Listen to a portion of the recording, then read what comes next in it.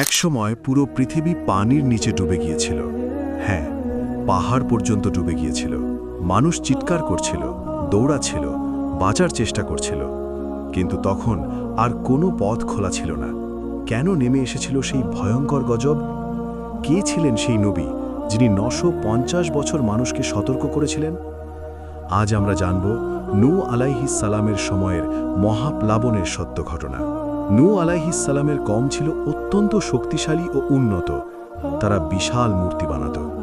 তাদের মধ্যে বিখ্যাত ছিল 5টি মূর্তি: ওয়াদ, সুয়া, ইয়াগুস, ইয়াউক ও নাসর। মানুষ আল্লাহকে ভুলে গিয়ে এই মূর্তিগুলোর সামনে মাথা নত করত।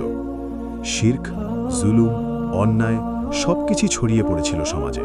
তখন আল্লাহ পাঠালেন নূহ আলাইহিস সালামকে। তিনি বললেন, হে আমার জাতি, আল্লাহর ইবাদত করো, তিনি ছাড়া তোমাদের কোনো উপাস্য নেই।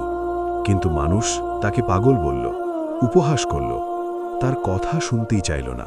ভাবো, 950 বছর দিনে রাতে প্রকাশ্যে গোপনে নূহ আলাইহিস সালাম দাওয়াত দিয়েছেন। তিনি বলতেন, তোমরা ক্ষমা প্রার্থনা করো, আল্লাহ তোমাদের উপর আকাশ থেকে বৃষ্টি বর্ষণ করবেন। কিন্তু ধনী লোকেরা সাধারণ মানুষকে ভয় দেখাত, বলতো, নূহ তো শুধু তোমাদের মতো একজন মানুষ। অল্প কয়েকজন ঈমান আনল, অধিকাংশ মানুষ অস্বীকার করল। অবশেষে নূহ আলাইহিস সালাম ব্যথিত হৃদয়ে দোয়া করলেন, হে আমার রব, এরা আমাকে মিথ্যা বলেছে, পৃথিবীতে একটিও কাফিরকে অবশিষ্ট রেখো না। এবার আল্লাহর ফয়সালা এলো। আল্লাহ নির্দেশ দিলেন, আমার তত্ত্বাবধানে একটি নৌকা তৈরি করো। মরুভূমির মাঝে বিশাল নৌকা তৈরি হচ্ছিল।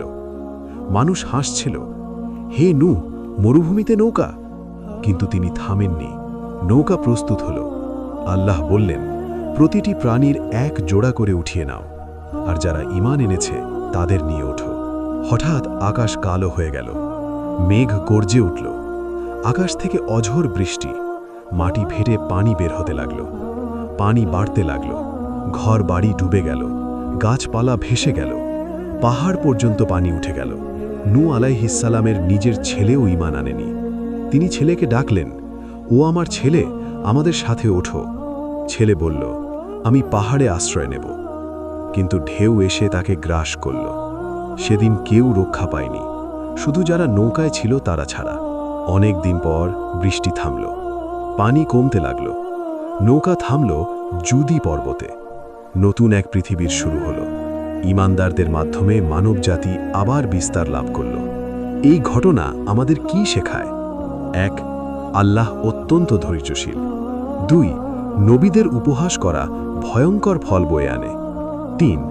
ঈমানই একমাত্র নিরাপত্তা। 4. গুনাহ সীমা ছাড়ালে শাস্তি অবধারিত। আজও কি আমরা সেই পথেই হাঁটছি না? আমরা কি সতর্ক হব না?